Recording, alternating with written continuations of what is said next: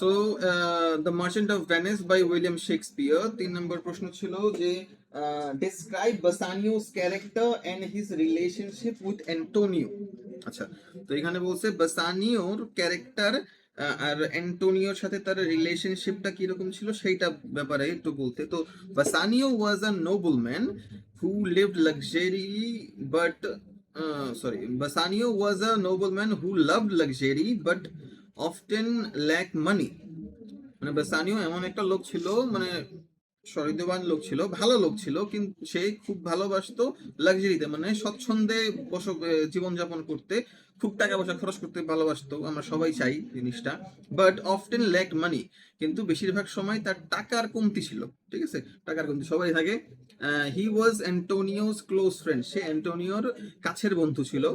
And Antonio always helped him financially, Antonio তাকে বেশিরভাগ সময় প্রায়ই তাকে সাহায্য করতো, ফিনান্সিয়াল, টাকা দিয়ে সাহায্য করতো।